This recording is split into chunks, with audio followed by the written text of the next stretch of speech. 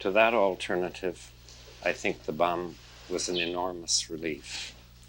But the conquest of Japan, hand in hand with our American allies, is a formidable undertaking which we must and will see through to the end. Leaving Delhi's Viceregal Lodge is Lord Wavell, outgoing Viceroy. To the Governor-General's bodyguard, Field Marshal Wavell bids farewell. During his term of office, Britain made the decision to leave India. Now it is for Indian leaders to decide the future of their country.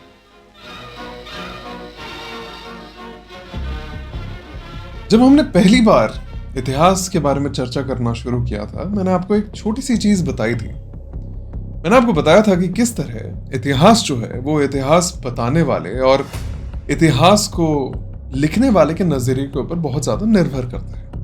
और इसी के बीच जो हमारे इतिहास लेखक हैं वो कई छोटे मोटे झूठ छुपा जाते हैं, और उसी में से एक झूठ है जो हमारी इस सिंधु घाटी की सभ्यता के कहानी के अंदर मिलता है। और वो झूठ है कि ये जो सिंधु घाटी की सभ्यता है ना, अब हमारी कहानी के अंदर हमारी स्वतंत्रता से पहले जितने भी हमारी हड़प्पन सिविलाइजेशन या हड़प्पन सभ्यता की जितनी भी साइट्स मिलती हैं वो सिंधु घाटी के आसपास ही मिलती हैं। बट अब 2023 में जब इतनी सारी एक्सकवेशंस करी जा चुकी हैं, हमारे पास अब करीबन 1200 साइट्स हैं, और इन 1200 साइट्स में से सिर्फ 1/3 या 1/3 ही हैं जो मुझे सिंधु घाटी के आसपास मिली है। बाकी जितनी भी हमारी साइट्स हैं, स्पेशली जो 1/3 मेन साइट्स हैं, वो मुझे मिलती हैं एक झूठ के ऊपर, और इस झूठ का नाम दिया गया है सरस्वती नदी। अब इस सरस्वती नदी का नाम आपने सुना होगा गंगा, जमुना, सरस्वती, त्रिवेणी, प्रयागराज, इन सारी कहानियों के अंदर। ये जो सरस्वती नदी है वो वही सरस्वती नदी है जो जिसका विवरण दिया जाता है कि ये एक विलुप्त नदी है या ये एक अदृश्य नदी है जो बहती है हमारी त्रिवेणी के अंदर। बट ये नदी ना ही विलुप्त थी और ना ही अदृश्य थी। इनफैक्ट अगर आप सन 1760 से लेकर 1855 के जितने भी हमारे ब्रिटिश मैप्स हैं, उन मैप्स के अंदर अगर आप देखोगे तो उसके अंदर भी सरस्वती या सरस्वती का नाम लिखा गया है। तो सरस्वती का होना हमारे लिए कभी भी एक मनगढ़ंत कहानी नहीं थी, बट ये कहानी मनगढ़ंत बना दी गई थी हमारे कुछ हिस्टोरियंस द्वारा, जिनके लिए एक छोटी सी थ्योरी को प्रूव करना बहुत ज्यादा इंपॉर्टेंट था। और वो छोटी सी थ्योरी थी द आर्यन इन्वेजन थ्योरी। अब इस आर्यन इन्वेजन थ्योरी के बारे में हम बड़े ही विस्तार में चर्चा करेंगे जब हम बात करेंगे डिक्लाइन ऑफ हड़प्पन सिविलाइजेशन के बारे में, या हड़प्पन सभ्यता का जब पतन होता है, जब उसके क्या कारण होते हैं उसके बारे में जब हम बात करेंगे, तब हम बात करेंगे इस हमारी आर्यन इन्वेजन थ्योरी के बारे में। बट यही वो हिस्टोरियंस थे जिन्होंने हमारी सरस्वती रिवर को मिथिकल बना दिया। क्यों?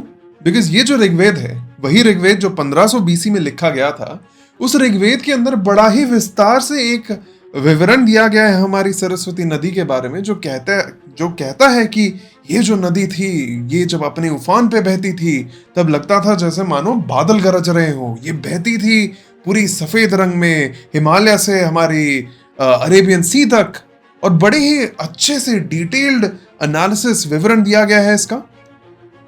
अब जब इसरो ने अपनी जियो सैटेलाइट इमेजिंग से इसके पेलियो चैनल्स को एनालिसिस इस हमारी सरस्वती नदी के पेलियो चैनल्स का एनालिसिस किया, जब हमने उसकी रेडियो कार्बन डेटिंग करी, ज़रकॉन डेटिंग करी, तो हमको जो टाइम पीरियड मिला इस सरस्वती रिवर का वो था अराउंड 5000 BCE।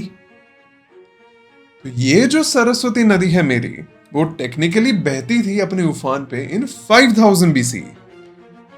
ये आर्यन इन्वेजन थ्योरी के अकॉर्डिंग आर्यंस हमारे यहां आए थे अराउंड 1500 BCE। ये ऋग्वेद एक ही ऋग्वेद है, और इसी ऋग्वेद के अंदर इस सरस्वती नदी का विवरण दिया गया है। तो या तो ये ऋग्वेद हमसे झूठ बोल रहा है या ये हिस्टोरियंस हमसे झूठ बोल रहे हैं। क्योंकि देखो, अगर मैं इस हमारी सिंधु घाटी की सभ्यता जो है उसका एक पूरा एक्सटेंट देखो कि ये कितना बड़ा है, हम पाते हैं कि ऊपर की तरफ इसका जो नॉर्दर्न मोस्ट साइट है वो मांडा में लाई करता है, जो जम्मू डिस्ट्रिक्ट में है। उसी तरह अगर मैं सबसे साउथ में देखूं तो वो होगा मेरा दाइमाबाद, जो मेरा अहमदनगर डिस्ट्रिक्ट महाराष्ट्र के यहाँ पे लाई करता है। यहाँ पे टुवर्ड्स द वेस्ट साइड मेरा सुतका गेंडोर है, which is almost at the border of Afghanistan, Makran coast पे लाई करता है। एंड देन हमारी ईस्टर्न साइड में वी हैव आलमगीरपुर, और ये वो साइट्स हैं जो अभी तक एक्सकवेट करी गई हैं, बिकॉज अभी इस टाइम पीरियड पे एक्सकवेशन करना इतना इजी नहीं है। पाकिस्तान का पॉपुलेशन बहुत ज्यादा है, इंडिया का पॉपुलेशन बहुत ज्यादा है, एंड मैक्सिमम जितनी भी हमारी साइट्स हैं वो यूजुअली उन जगहों पे लाई करते हैं जहां पे आज के लोग अभी भी रह रहे हैं, तो उनको अब हटा के वहां पे खुदाई करना इजी नहीं है। तो नोन साइट्स के हिसाब से देखा जाए तो ये हमारा एक्सटेंट बनाता है मांडा, सुतका गेंडोर, दाइमाबाद एंड आलमगीरपुर। और ये सारा का सारा जो एक्सटेंट है ये टोटल 10 लाख स्क्वायर किलोमीटर बड़ा है, 1 मिलियन स्क्वायर किलोमीटर्स। तो इतनी बड़ी सभ्यता को सिर्फ एक सिंधु घाटी सभ्यता के नाम से बोलना या आइडेंटिफाई करना थोड़ा बहुत गलत होगा।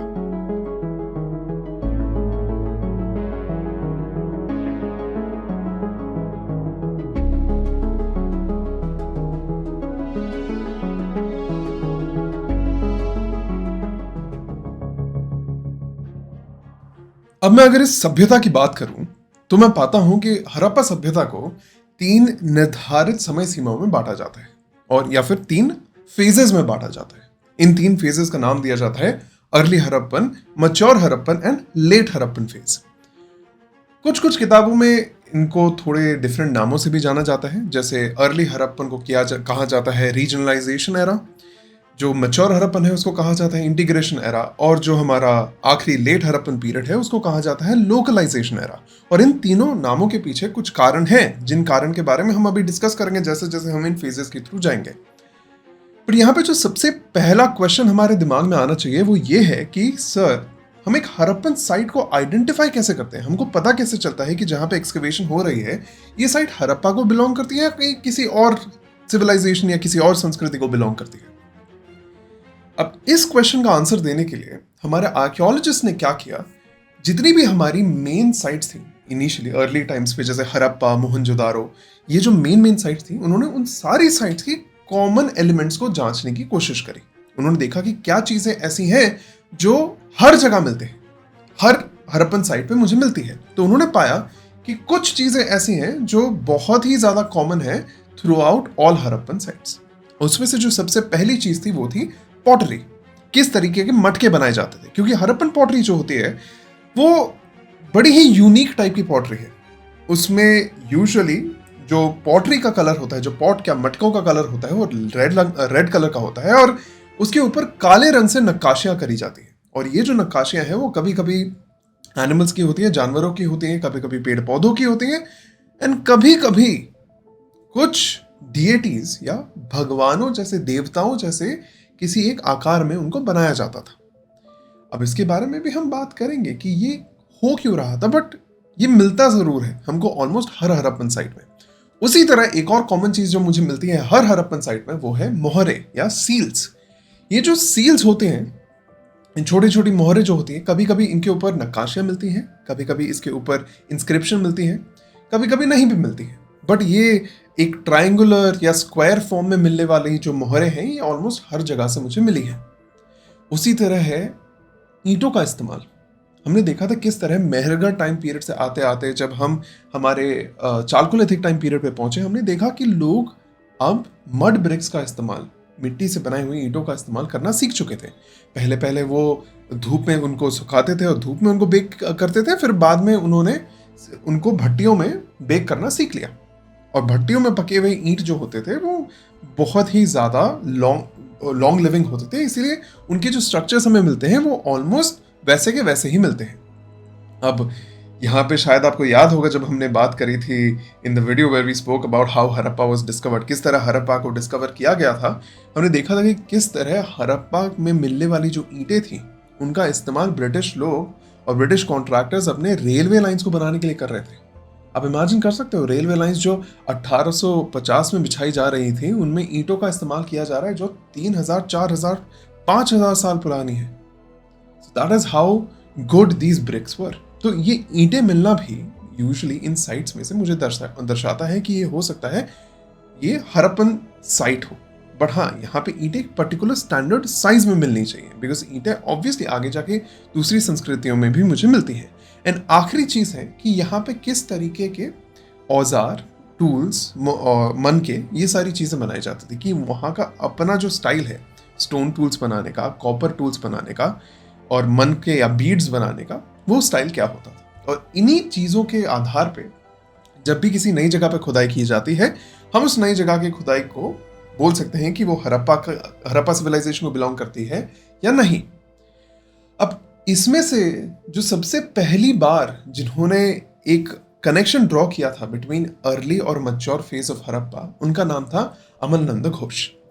अमलनंद घोष ने क्या किया, उन्होंने देखा कि मुझे जब डिफरेंट जगहों पे एक्सकवेशन करी जा रही थी अराउंड 1965, उन्होंने पाया कि कुछ पॉटरियां जो मुझे नीचे के लेयर्स में, नीचे की सतहों में मिलती है, वो पॉटरी, वो मटके ऊपर की सतहों से काफी मैच करते हैं।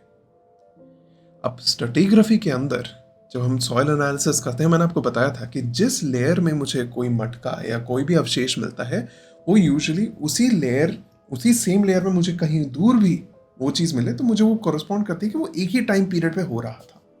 तो अगर मुझे एक निचले लेयर पे मटके मिले हैं और उसके ऊपर वाले लेयर पे मटके मिले हैं, तो मैं कह सकता हूँ कि ये वाला जो टाइम पीरियड है वो पहले हुआ था और ये वाला जो टाइम पीरियड है वो बाद में हुआ था। इसी एनालिसिस को दिमाग में रखते हुए अमलनंद घोष ने कहा कि जो अर्ली मैच्योर साइट्स हैं हमारी, जो हड़प्पन सिटीज हैं जिनके बारे में हमने इतना सुना है, planned cities, planned roads, drainage system वगैरह वगैरह, ये कहीं अचानक से नहीं आई थी। ये इनके नीचे मिलने वाले जो मुझे अवशेष हैं वो ये दर्शाते हैं कि यहाँ पे पहले छोटे छोटे विलेज हुआ करते थे, छोटी छोटी बस्तियां, सेटलमेंट्स हुआ करती थी। ये सेटलमेंट्स आगे जाके डेवलप होते होते मुझे मैच्योर हड़प्पन सिटीज देती हैं। अब अमलनंद घोष की जो स्टडी थी वो थोड़ी लिमिटेड थी, क्योंकि उन्होंने मैक्सिमम जो रिलेशन ड्रॉ किया था old Harappan and new Harappan या अर्ली हड़प्पन और मैच्योर हड़प्पन के बीच में, उन्होंने वो पॉटरी के बेसिस पे किया था।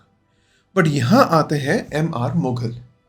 M.R. मुघल एक और आर्कियोलॉजिस्ट हैं जिन्होंने 1977 से स्टडी करना शुरू किया था हड़प्पन सिविलाइजेशन का, और उन्होंने ऑलमोस्ट हर चीज को, चाहे वो पॉटरी हो, आर्टिफैक्ट्स हो, आर्किटेक्चर हो, मड ब्रिक्स हो, हर चीज को कंपेयर करके ये रिलेशन बैठाया था कि हाँ, हड़प्पा का एक अर्ली स्टेज रहा है जो छोटी छोटी बस्तियां, छोटे छोटे गांवों में बसता था, और फिर वहां से जाके हड़प्पा बना।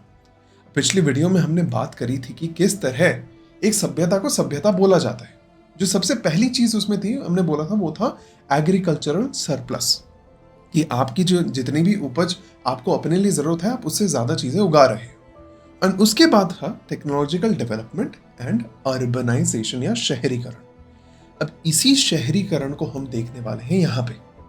M.R. मुघल ने कहा कि कुछ पर्टिकुलर चीजें हैं जो मुझे इन अर्ली टाइम्स या अर्ली हड़प्पन स्टेजेस में मिलती हैं, जो मुझे आगे जाके उसका बहुत ही बड़ा इवॉल्व फॉर्म मैच्योर फेज में मिलता है। अब इस टाइम पीरियड पे रेडियो कार्बन डेटिंग भी आने लगी थी, और इस रेडियो कार्बन डेटिंग की मदद से और M.R. मुघल के एनालिसिस और बाकी आर्कियोलॉजिस्ट के एनालिसिस के बदौलत हमको एक टाइम पीरियड मिलता है, जिस टाइम पीरियड के हिसाब से हम कह सकते हैं कि ये फेजेस कब कब रहे थे। तो जो अर्ली फेज था जिसके बारे में हम आज बात करने वाले हैं, वो अर्ली फेज एग्जिस्ट करता था अराउंड 3200 BCE से लेकर अराउंड 2600 BCE। ये जो टाइम फ्रेम है, इसका मतलब ये नहीं है कि 3300 BCE से पहले हड़प्पा के यहाँ पे कुछ एग्जिस्ट करता ही नहीं था। एग्जिस्ट करता था, छोटी छोटी संस्कृतियां थी जो धीरे धीरे एकजुट होके जब बड़ी बनने लगी, तब हमने वो छोटी छोटी चीजें पाई जो हड़प्पा में मुझे मिलती है। जैसे ये डेवलप होते हुए लोगों ने ईंटों का इस्तेमाल करना शुरू किया, इन डेवलप होते हुए लोगों ने धीरे धीरे मटकों का इस्तेमाल करना शुरू किया। तो इसी चीज को एक बार ट्रेस कर लेते हैं। अब यहाँ पे इस टाइम पीरियड में मुझे बहुत सारे छोटे छोटे कॉन्सेंट्रेशंस मिलते हैं। ये टाइम पीरियड है 3300 BCE का। जो सबसे पहले कॉन्सेंट्रेशन की मैं बात करने वाला हूँ वो मिलेगा मुझे मकरान कोस्ट के पास। ये मकरान कोस्ट जो है वो सौराष्ट्र कच्छ के जो हमारा गुजरात का एरिया है उससे एकदम सटा हुआ एरिया है, पाकिस्तान में पड़ता है ये। तो यहाँ पे जो मुझे कल्चर मिलता है, यहाँ पे जो मुझे संस्कृति मिलती है, यहाँ पे एक जगह है जिसका नाम है बालाकोट। यहाँ पे जो संस्कृति मिलती है, और थोड़ा ऊपर जब जाते हैं चोलिस्तान जो एरिया है वो थार डेजर्ट जो है मेरा उसी से लगा हुआ सटा हुआ एरिया है जो पाकिस्तान की साइड पे पड़ता है। वहाँ पे एक और साइट है जिसका नाम है कोट डीजी। तो बालाकोट, कोट डीजी और वहाँ से थोड़ा सा नीचे एक और जगह है जिसका नाम है अमरी। इन तीनों जगह के बीच में करीबन 100, 150, 200 किलोमीटर का डिस्टेंस है, और इन तीनों जगहों पे मुझे बड़ी कॉमन चीजें मिलने लगती है। इसमें से जो सबसे कॉमन चीज मैंने आपको बताया था वो थी पॉटरी।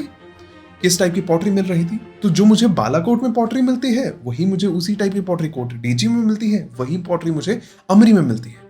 और क्या, मुझे आर्टिफैक्ट्स मिलते हैं यहाँ पर डिफरेंट टाइप के, जैसे टेराकोटा का मतलब है बेक्ड क्ले, बेक्ड मिट्टी। तो टेराकोटा के मुझे फिगर्स मिलते हैं, मुझे ह्यूमन लाइक फिगरीन्स मिलती है, हॉर्न्ड डीटी जिनको कहा जाता है, सींग वाला भगवान, एक सींग वाले भगवान का फिगर मुझे मिलता है। उसी तरह हम्प्ड बुल, एक सांड जिसके पीठ पे हम्प है, उसके मुझे टेराकोटा फिगरीन्स मिलते हैं। मुझे कॉपर से बनाए हुए ऑब्जेक्ट्स मिलते हैं, और ये सारी चीजें मुझे यहाँ पे कॉमनली मिल रही हैं। इनफैक्ट इनमें जो मेन डिफरेंसेस आते हैं थोड़े बहुत, वो आते हैं कि लोकली किस टाइप का क्लाइमेट है, लोकली किस टाइप का मटेरियल मिल रहा है, उसी के हिसाब से मुझे चीजें मिलती हैं। इनफैक्ट ये चीज मुझे उनके खाने या डाइट में भी मिलता है। मुझे इनके खाने में बार्ले मिलता है, वेज मिलता है, वेज एक तरीके की फलियां होती है, लेग्यूम्स मिलते हैं, बेर मिलता है, और उसी तरह कैटल्स जो हमारे मवेशी हैं उसमें मुझे गाय, शीप, गोट, बफेलो, डियर, पिग्स, ये सारी चीजें मिलती हैं। अब यहाँ से जब मैं थोड़ी और आगे जाता हूँ, थोड़ा और ऊपर की तरफ मैं देखता हूँ, तो मैं पाता हूँ कि जो अमरी का जो कल्चर था वो बहुत ज्यादा मेहरगढ़ से मैच करता था। ये ऑलमोस्ट सेम टाइम पीरियड पे चल रहा है। मेहरगढ़ का टाइम पीरियड हमने देखा था। मेहरगढ़ वॉज दैट पॉइंट जिसने मुझे बताया था कि हड़प्पन कल्चर कहीं मेसोपोटामिया से नहीं, यहाँ पे खुद डेवलप हुआ था। तो मेहरगढ़ में जो मुझे चीजें मिलती थी उसी से सिमिलर चीजें मुझे अमरी में मिल रही है। और अमरी में एक और चीज जो मुझे मिलती है वो है gradual refinement and variety of pottery. ये जो पॉटरी मुझे पहले मिल रही थी एक क्रूड फॉर्म में मिल रही है, अब वो धीरे धीरे पहिए के ऊपर या जो हमारा पॉटर्स व्हील होता है उसके ऊपर बिठा के प्रॉपर अच्छी शेप्स वाली पॉटरियां मिलने लगती है। यहाँ पे मुझे स्टोन टूल्स मिलते हैं, यहाँ पे मुझे बोन टूल्स मिलते हैं, और उसी के साथ साथ आगे जाके लोहे के भी टूल्स मिलते हैं, जो आपको ये भी दर्शा रहा है कि किस तरह स्पेशलाइजेशन मेरा बढ़ता जा रहा है टूल्स मेकिंग में। अब वहां से जब मैं कोट डीजी की तरफ जा रहा हूँ, कोट डीजी में मुझे क्या मिलेगा पता है? मुझे पहली बार एक अपर टाउन और लोअर टाउन का डिफरेंशिएशन मिलता है। अब ये अपर टाउन लोअर टाउन डिफरेंशिएशन तो बड़ा ही फेमस चीज है, बिकॉज ये तो मुझे हर मेजर हड़प्पन सिटी में मिलती है। हर मेजर हड़प्पन सिटी में मुझे ये अपर लोअर टाउन डिफरेंशिएशन मिलता है, ऑलमोस्ट। तो उसका एक प्रिकर्सर मुझे कोट डीजी में मिलना यही दर्शा रहा है कि यही कल्चर आगे जाके रिपीट होता है। कोट डीजी के अंदर मुझे वॉल्स मिलते हैं स्टोन के और ब्रिक्स के। मुझे प्रॉपर ईंटों के भी दीवारें मिलती हैं, स्टोन्स की भी दीवारें मिलती हैं, जो अगेन वही दर्शा रहा है कि there is some sort of a development happening in terms of building. किस टाइप का आर्किटेक्चर हो रहा है, किस टाइप के घर बनाए जा रहे हैं, उसमें भी एक ट्रांजिशन मुझे दिख रहा है। उसी तरह और ऊपर मैं जाऊंगा मेहरगढ़ के आसपास। मेहरगढ़ के पास में एक और साइट है जिसका नाम है नावशारो। नावशारो के अंदर भी मुझे हड़प्पन कल्चर के अवशेष मिलते हैं।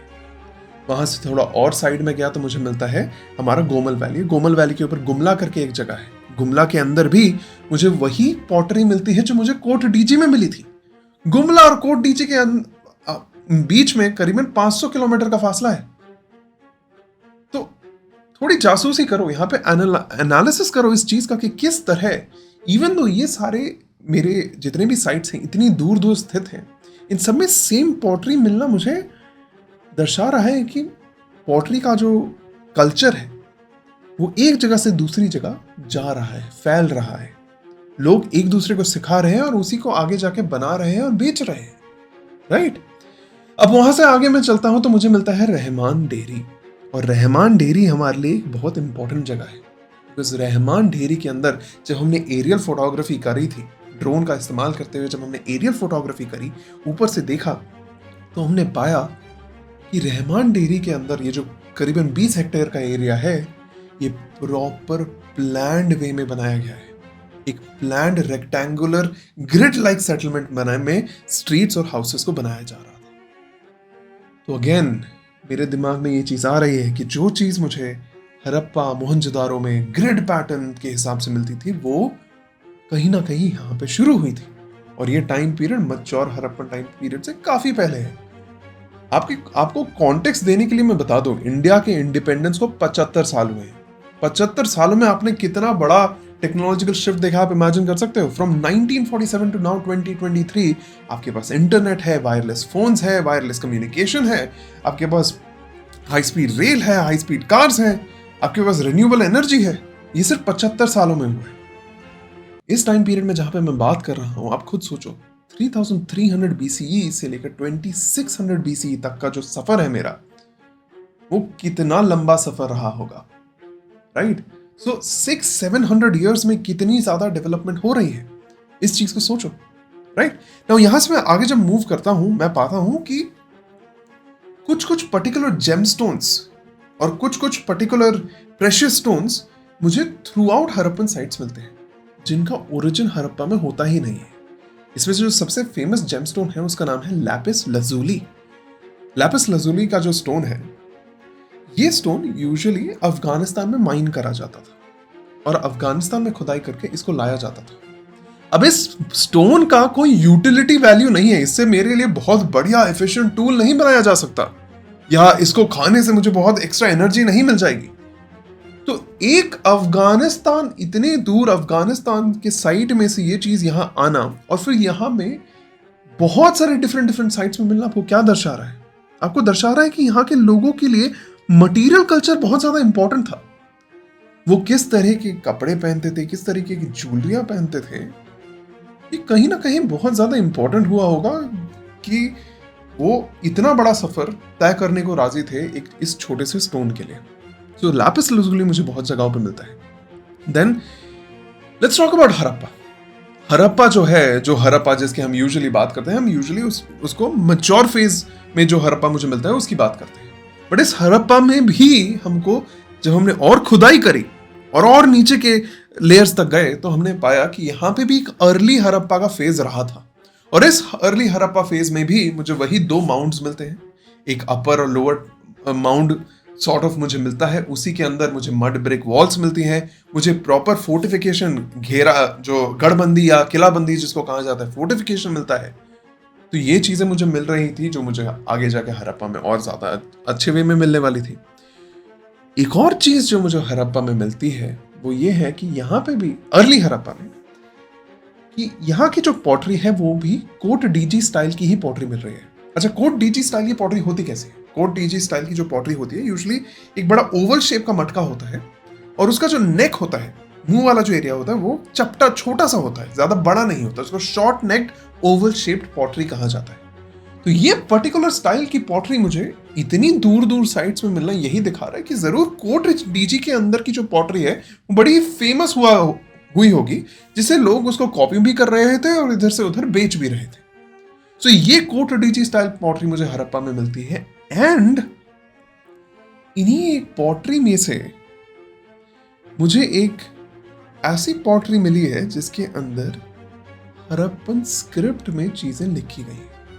एक ग्राफिटी टाइप की, एक पेंटिंग टाइप की है उस मटके के ऊपर, जहां पे मुझे वही लिखावटें मिली हैं जो मुझे मैच्योर फेज में मिलती है, जो मुझे ये दर्शा रहा है कि जरूर इस टाइम पीरियड में राइटिंग सिस्टम डेवलप हो रहा है। अब राइटिंग सिस्टम डेवलप होने के पीछे बहुत कारण होते हैं। जो सबसे बड़ा कारण होता है राइटिंग सिस्टम के पीछे, वो होता है कि मुझे व्यापार के संचालन में और लोगों से बात करने के, कम्युनिकेशन के हिसाब से और हिसाब रखने के लिए, ये जो इतना बड़ा व्यापार चलेगा, उसको नोट डाउन करने के लिए, उसको लिखने के लिए, उसको कहीं पे ट्रैक करने के लिए मुझे एक राइटिंग सिस्टम की जरूरत थी। किसको कितना दिया, किससे कितना लेना है। और यूजुअली कहा जाता है that writing system developed from this need. इसी चीज के चलते राइटिंग सिस्टम डेवलप होता है, और इसीलिए शायद हो सकता है पॉटरी और सील्स के अंदर मुझे सबसे पहली बार ये स्क्रिप्ट मिलता है, राइट। मोहरों के अंदर, सील्स के अंदर मुझे सबसे पहली बार ये चीजें मिलती हैं।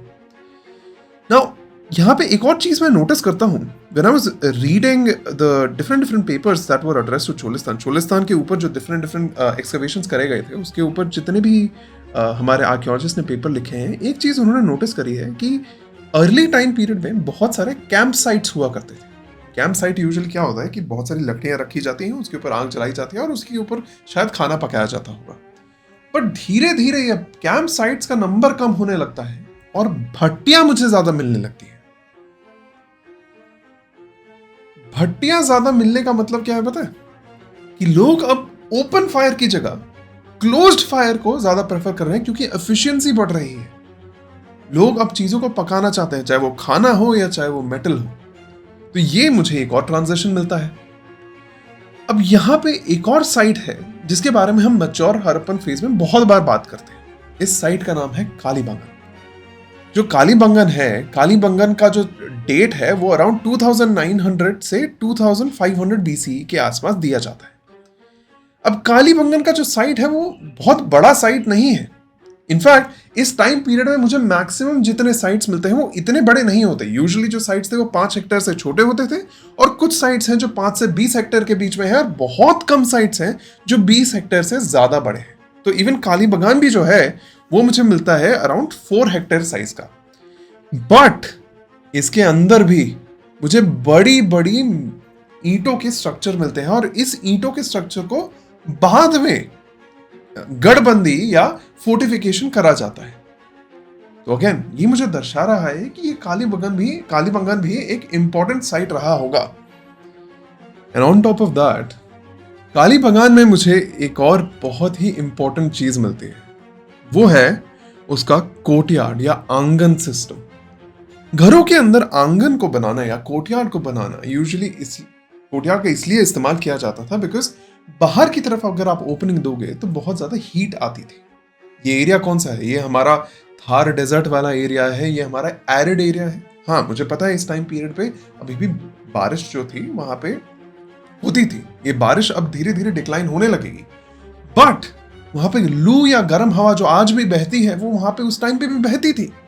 तो किसी तरह उनको अपने हाउसेस को कूल या ठंडा रखने के लिए उन्होंने इस कोर्टयार्ड या आंगन सिस्टम को अपनाना शुरू किया। और ये जो कोर्टयार्ड सिस्टम है मुझे आगे जाके हर बड़े बड़े शहरों के घरों के अंदर मिलेगा। अब यहां पे भी कालीबंगन में भी जो मुझे आर्टिफैक्ट्स मिलते हैं वही सिमिलर आर्टिफैक्ट्स मिलते हैं।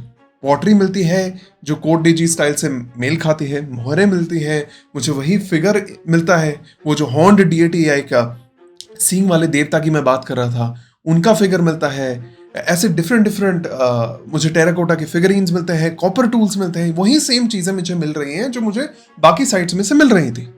और ये सिर्फ यहीं पे सीमित नहीं है, कालीबंगन में एक और बड़ी ही इंटरेस्टिंग चीज मिलती है। एंड वो इंटरेस्टिंग चीज है कि मुझे एक हल चलाया हुआ, जुताई करा हुआ एक खेत का अवशेष मिलता है, जिसमें रोज और कॉलम्स बनाए गए हैं, जो ये दर्शा रहा है कि जरूर यहां पे डिफरेंट क्रॉप्स को एक साथ उगाया जाता होगा। जो मल्टी क्रॉपिंग सिस्टम है वो यहां पे अपनाया जाने लगा है। और मल्टी क्रॉपिंग सिस्टम तभी होगा जब आपने यहां पे प्रॉपर इरिगेशन की व्यवस्था कर रखी है। और वही चीज मुझे मिलेगी अब अर्ली से मैच्योर की तरफ जब मैं ट्रांजिशन करूंगा, जहां पे मैं पाता हूं कि एग्रीकल्चर की एफिशिएंसी को बढ़ाने के लिए बहुत सारे इरिगेशन कनाल्स या नहरें बनाई जाती थी इन बड़ी बड़ी नदियों से। अब यहां पे वो जो झूठ की हमने बात करी थी ना, सरस्वती रिवर के झूठ की बात, तो यह है कि कालीबंगन जो साइट है मेरा, उसके आसपास ना ही कोई पानी का प्रॉपर स्रोत है और ना ही मोहनजोदारो जितने यहाँ पे मुझे कुएं मिलते हैं। तो जरूर यहाँ पे कोई एक रिवर हुई होगी जो मेरे पूरे कालीबंगन की साइट को फीड कर रही होगी, और वो रिवर ये सरस्वती रिवर थी। बट ऑब्वियसली इसका जो कॉन्ट्रडिक्शन है हम बात करेंगे, उसको एड्रेस करेंगे आराम से when we talk about the Aryan invasion theory. And then finally हमारी जो इंडो गंजेटिक प्लेन्स हैं, जो मेरा यमुना गंगा वाला जो एरिया है, यहां पे भी मुझे बहुत सारी हड़प्पन साइट्स मिली है। और इन हरप्पन साइट में, ये चाहे हरियाणा में हो या गुजरात में हो या महाराष्ट्र में हो या राजस्थान में हो, इन साइट्स में भी कुछ चीजें कॉमनली मुझे मिल जाती हैं, जिसमें से अगर मैं बनावली और राखीगढ़ी की बात करूं, बनावली और राखीगढ़ी दोनों कुनाल में पड़ते हैं। इन दोनों में मुझे मड ब्रिक्स मिलते हैं। मड ब्रिक्स के साथ साथ मुझे चूल्हे मिलते हैं, घरों के अंदर बनाए गए छोटे छोटे चूल्हे मिलते हैं, और उसी के साथ साथ प्लास्टर करे हुए स्टोरेज पिट्स मिलते हैं, जहाँ पे जो एक्स्ट्रा खाना इतना ज्यादा जो उगाया जा रहा था उसको स्टोर करने की जगह मिलती है, वो स्टोरेज पिट्स मिलती हैं। उसी तरह राखीगढ़ी में मुझे सबसे पहली बार प्रॉपर जार मिलते हैं स्टोरेज करने के लिए, जो मुझे दोबारा यही दर्शा रहे हैं कि यहाँ पे लोग जरूरत से ज्यादा चीजें उगा रहे हैं।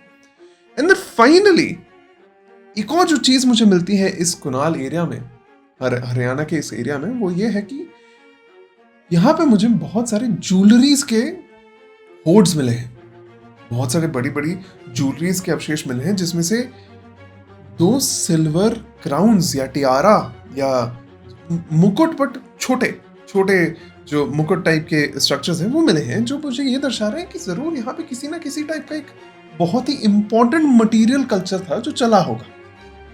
अब ये सारे जितने भी मैंने अवशेष की बात करी है, ये तो मैंने सिर्फ थोड़े बहुत सिटीज के, थोड़े बहुत टाउन्स के एग्जांपल्स लेके आपको बताया। यही सेम चीज मुझे भिराना में, कुंतासी में, पादरी में, धोलावीरा में, हर जगह मिलती है। तो अब मेरा जो आखिरी क्वेश्चन है यहाँ पे वो ये है कि ये अर्ली फेज और मैच्योर फेज के बीच में रिलेशन क्या है। अब जितनी भी हमने एनालिसिस करी है, इस एनालिसिस में आपको एक चीज तो क्लियर हो गई है कि अर्ली फेज में मिलने वाली बहुत सारी चीजें हैं, जिसका बहुत ज्यादा डेवलप्ड फॉर्म मुझे मेरे मैच्योर हड़प्पन फेज में मिलेगा। चाहे वो मैं ग्रिड पैटर्न प्लानिंग की बात करूं, चाहे वो मैं अपर टाउन लोअर टाउन के डिवीजन की बात करूं, चाहे वो घेराबंदी, गढ़बंदी या फोर्टिफिकेशन की बात करूं, ये मुझे मैच्योर फेजेस में मिलते हैं। अब यहाँ पे मेरे लिए पूरी तरह ये चीज डिस्कार्ड कर देना गलत होगा कि शायद क्या कि हमारी जो हड़प्पन सभ्यता का जो अर्ली फेज है, क्या उसका मेसोपोटामिया सभ्यता के साथ कोई भी रिलेशन नहीं था।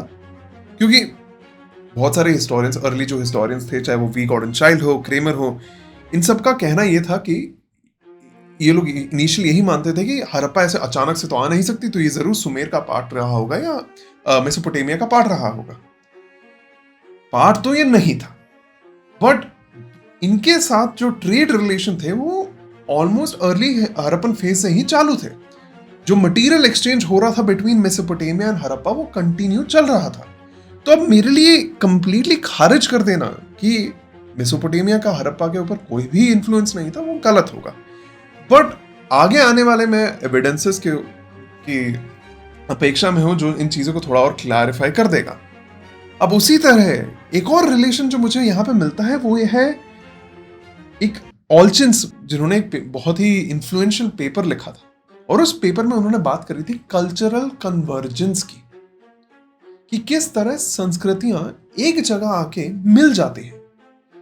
और ये बात इन्होंने इसलिए करी थी क्योंकि उन्होंने देखा कि जो मेरा हड़प्पा सभ्यता है, जैसे मैंने आपको बताया, करीबन 10 लाख किलोमीटर में फैला हुआ है, पर धीरे धीरे जब हम मैच्योर फेज की तरफ आने लगते हैं, ऑलमोस्ट सब जगहों पे सेम पॉटरी, सेम मोहरे, सेम ईंटों का स्ट्रक्चर, सेम ग्रिड प्लानिंग, सारी चीजें सेम मिलने लगती हैं। अब इस टाइम पीरियड में ना ही इंटरनेट है, ना ही फोटोग्राफ्स हैं, ना ही कोई किताबें हैं, तो हर जगह इतनी दूर दूर जगहों पे सेम चीजों का मिलना मुझे दर्शा रहा है कि कहीं ना कहीं किसी टाइप की एक अथॉरिटी रही होगी जो इन सारी चीजों को कंट्रोल कर रहा होगा। कोई ना कोई सोशल और पॉलिटिकल फोर्स होगा यहाँ पे जिन्होंने इस प्लानिंग को इंप्लीमेंट किया होगा। उसी तरह मैंने आपको बताया था कि किस तरह ज्वेलरियां इंपॉर्टेंट बन रही थी, और ये जो ज्वेलरियां मुझे मिलती है ऑलमोस्ट हर साइड में से मिलती है, जो मुझे दर्शा रहा है कि किसी ना किसी तरीके का यहाँ पे स्तरीकरण हो रहा होगा। चाहे वो हमारा स्तरीकरण सोसाइटी के हिसाब से हो, लोगों के बीच में हो, या इकोनॉमी या पैसों के हिसाब से हो। अब इस टाइम पीरियड में ऑब्वियसली पैसे नहीं एग्जिस्ट करते थे, बट बार्टर सिस्टम होता था। जिनके पास जितना ज्यादा सामान था वो उतने ही ज्यादा रिच थे, राइट। तो यहाँ पे किसी के पास ऐसे ज्वेलरीज का होना, गोल्ड ज्वेलरी हो, सिल्वर ज्वेलरी हो, लैपिस लजूली हो, वर्सेस कुछ लोग जो सिर्फ मनके के ज्वेलरीज बनाते थे। आपको एक क्लियर डिस्टिंक्शन दिखा रहा है कि किस तरह एक अनइवननेस है, एक डिसबैलेंस है लोगों के बीच में। ये पूरी इक्वल सोसाइटी नहीं है, इसमें भी कहीं ना कहीं एक स्तरीकरण हो रहा है, एक स्ट्रैटिफिकेशन हो रहा है। उसी तरह ये जो कल्चरल कन्वर्जेंस की बात करी थी, वो कल्चरल कन्वर्जेंस मुझे मिलने लगता है इन टर्म्स ऑफ रिलीजियस या कल्टिक प्रैक्टिसेस एज वेल। क्यों? बिकॉज ये जो हॉर्न्ड देवता था, ये जो सींग वाले देवता की मैं बात कर रहा था, ये मुझे कोटटीजी में भी मिले, मुझे चोलिस्तान में भी मिले, मुझे नौशारों में भी मिले, मुझे कालीबंगान में भी मिलने लगते हैं। तो अचानक से ये डिफरेंट, पहले ये नहीं हो रहा था, बट धीरे धीरे when we start entering the mature phase, मुझे एक यूनिफॉर्मिटी मिलती है in terms of social and religious practices as well, कि किस तरीके के चीज को या किस तरीके की भावनाओं को लोग पूज रहे थे, उसमें भी एक सिमिलैरिटी आने लगी है। एंड इसीलिए जो मैंने दो नाम बताए थे ना, रीजनलाइजेशन एरा अर्ली फेज के लिए और इंटीग्रेशन एरा मैच्योर फेज के लिए, अब वो नाम आपके लिए क्लियर हो रहे होंगे। रीजनलाइजेशन का मतलब है हर रीजन का अपना एक स्पेसिफिक अस्तित्व होना, और रीजनलाइजेशन हमारे अर्ली फेज में हो रहा था जहां पे छोटे छोटे इन टाउन्स का एक दूसरे के साथ ज्यादा वार्तालाप नहीं था। बट धीरे धीरे जैसे मैं मैच्योर फेज की तरफ बढ़ता हूं, जब ये टाउन्स अपने में बड़े हो रहे हैं, इनके पास ज्यादा उपज आ रही है, वो ट्रेड और बढ़ा रहे हैं और फैलते जा रहे हैं, लोग, पॉपुलेशन बढ़ती जा रही है, तो शहर का साइज बढ़ता जा रहा है, छोटे छोटे टाउन्स अब शहर बनते जा रहे हैं। और ये शहर बनने की प्रतिक्रिया के अंदर दोनों के बीच में बहुत सारी यूनिफॉर्मिटीज आ रही है, वो इंटीग्रेट हो रहे हैं, वो एक बनते जा रहे हैं, और इसीलिए मैच्योर फेज को इंटीग्रेशन एरा का नाम दिया जाता है, राइट। एंड देन फाइनली जो चीज मेरे नोटिस में आनी चाहिए वो ये है कि राइटिंग, जो लिखावटें थी जो मुझे कालीबंगान में मिली, हड़प्पा में मिली, वो लिखावट आगे जाके एक प्रॉपर सिस्टम में बदल जाती है, राइट। तो the last question here would be that ये कन्वर्जेंस हो क्यों रहा था, ऐसा हुआ क्यों, ये अर्ली फेज मैच्योर फेज में बदला कैसे? अब इसके लिए आर्कियोलॉजिकल एविडेंसेस से एग्जैक्टली पता लगाना थोड़ा डिफिकल्ट हो सकता है, क्योंकि देखो, there was an increase specialisation, लोगों का जो एक्सपर्टीज है, जो शिल्पकारिता है, वो बढ़ रही थी, राइट। स्पेशलाइजेशन बढ़ रही है, मेटलर्जी बढ़ रहा है, यूज ऑफ कॉपर बढ़ता जा रहा है। उसी तरह मैं देख रहा हूं ट्रेड और लॉन्ग डिस्टेंस कम्युनिकेशन, व्यापार का जो डिस्टेंस है वो भी बढ़ रहा है, जो मूल्य है वो भी बढ़ रहा है, वॉल्यूम है वो भी बढ़ रहा है, तो व्यापार भी बढ़ता जा रहा है। उसी के साथ साथ एग्रीकल्चर आउटपुट भी बढ़ रहा है, मेरी उपज भी बढ़ती जा रही है। तो ये सारे कारण तो थे ही, बट उसी के साथ साथ शायद किसी ना किसी टाइप का एक पॉलिटिकल फिगर आया होगा, एक पॉलिटिकल ऑर्गेनाइज सोशल ऑर्गेनाइजेशन आया होगा, जिसने पूरा का पूरा एक नया पॉलिटिकल लीडरशिप ले लिया होगा, जिसकी वजह से ये सारी सिमिलैरिटीज हर जगह आने लगती है कि हड़प्पा में प्लानिंग, मोहनजोदारो में प्लानिंग, लोथल में प्लानिंग, धोलावीरा में प्लानिंग, कालीबंगान में प्लानिंग, आलमगीरपुर में प्लानिंग, गनेरीवाला में प्लानिंग, ये सारी डिफरेंट साइट्स हैं एक दूसरे से बहुत दूर, बट सब में सेम प्लानिंग का होना यही दर्शा रहा है कि एक डिसाइसिव, एक बहुत ही स्ट्रॉन्ग पॉलिटिकल लीडरशिप वहां पे जन्मी होगी। एंड क्या पता वहां पे एक नई आइडियोलॉजी भी आ गई हो, लोग एक पर्टिकुलर टाइप ऑफ चीज को फॉलो करने लगे हो। तो ऑब्वियसली ये सारी हमारे लिए स्पेक्यूलेशंस हैं, जो आगे जाके एक टाइम पीरियड पे जब हमारी हड़प्पन स्क्रिप्ट जो है वो डिसाइफर हो जाएगी, उस टाइम पीरियड पे शायद हमको पता चल जाएगा कि ये एक्चुअली हो क्या रहा था, नहीं हो रहा था। बट हाँ, ये कनेक्शन तो क्लियर है कि हमारा जो मैच्योर हड़प्पन फेज है, जिसको हम यूजुअली बात करते हैं जब भी हम हड़प्पन सभ्यता की बात करते हैं, उसका अपना ही एक वजूद था उसके करीबन 600-700 साल पहले। So that is our conversation. ये है हमारी बातचीत about the early Harappan phase.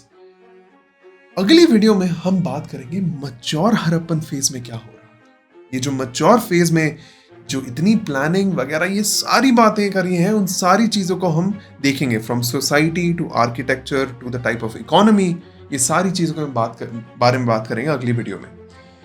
Now I have a small announcement for you which is something that I have been working on. ये जो एक छोटा सा चीज है जो मैं आपके लिए अनाउंस करना चाहूंगा। पहली बात तो यह है कि there is a Telegram channel. अगर आपने टेलीग्राम चैनल ज्वाइन नहीं करा है तो आपको उसका लिंक इस वीडियो डिस्क्रिप्शन में मिल जाएगा, जहाँ पे ये जितनी भी मैं रिसर्च करता हूँ इन सारी रिसर्च का एक नोट वाइज फॉर्मेट आपको मिल जाएगा, चाहे आप अपनी एग्जाम प्रिपरेशंस के लिए उसको इस्तेमाल करें या अपने नॉलेज को सप्लीमेंट करने के लिए उसका इस्तेमाल करें. दूसरी बात यह है कि I am very soon going to start a podcast.